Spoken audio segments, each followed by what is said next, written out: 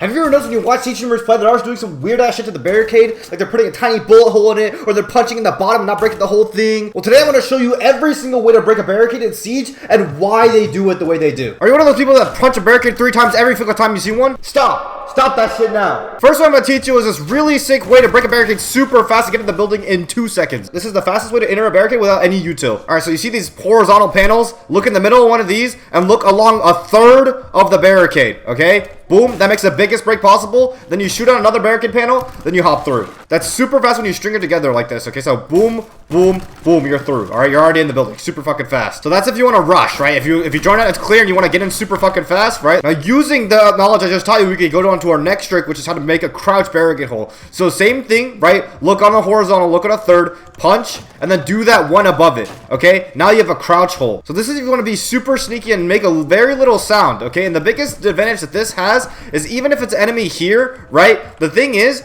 he can peek it and most of the barricade is still up. He doesn't hear the barricade actually getting torn down or like the whole breaking sound. So he might think that you just punched it twice to make an angle, but he has no idea that you're about to go in. When in fact, you've already punched it twice, you've already crouched all the way through, and you can get an advantage on them. The best part about this is even if you mess up, like say I missed this barricade punch, I can still shoot out the barricade for myself to get through. And if you want to be super sneaky and only make one hit sound, you could just punch it once at the bottom, shoot it twice, and then now you can prone through as well. Alright, this next one is probably the most common one you'll see pro players do and streamers do. It's a 2-bullet barricade break for a tiny little slit in the barricade that you can now peek through. This is super strong because it gives them the tiniest amount of space to actually see you, so you can use it in a lot of ways to make it super hard for the enemy to actually kill you through. Now the strength in this is when there's glass on the window, okay? So if I shoot this barricade and I look through it, the biggest thing about glass on windows and the reason why people shoot glass off windows is they can't hear it if there's still glass in the window. Like when you see streamers shoot at windows randomly in the prep phase, they're shooting off the glass so they can hear people rappel up the windows, right? So that same concept flips around the defense as well and attack, where if you don't shoot the windows, you make no sound. So you can shoot these panels out and get a super easy peek on them. Now this same concept can be applied to attack. If you want to make a super sneaky little tiny hole in a barricade, you can go under the barricade, shoot once through the glass, shoot again to break open the barricade, and now you have this angle that none of the defense could actually hear you making.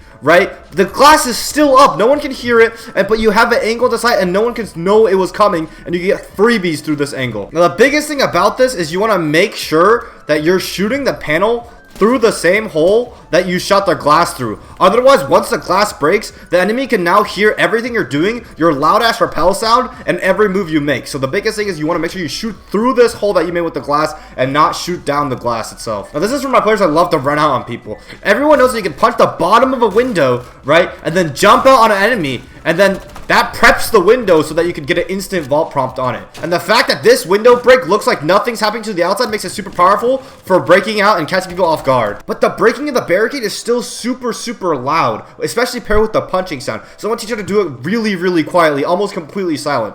Shoot down a panel of the barricade, and then you're going to want to punch that little panel on the yellow tape twice, and look, there's a vault prompt. It's prepped, and there's not any sound, especially if there's glass in the window. That makes it so that even if the enemy's across the map, or even really close to it, it's very hard for them to hear that sound of the punching and breaking of the barricade. So once again, shoot off the panels, punch the yellow tape twice, and now you can jump out completely quietly.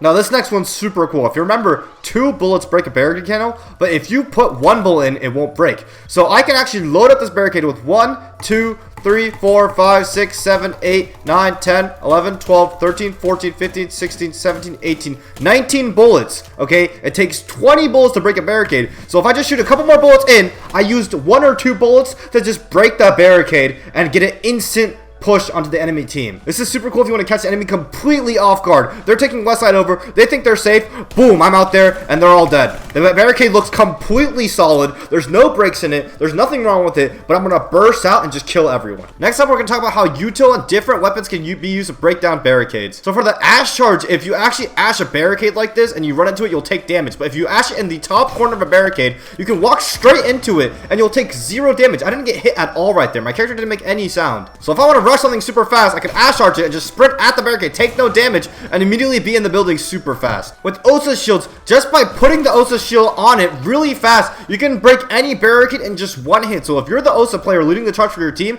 and you want to move around the map, it's super easy to just walk around and just slam all of these barricades while still having your shield up and being a threat to the enemy team.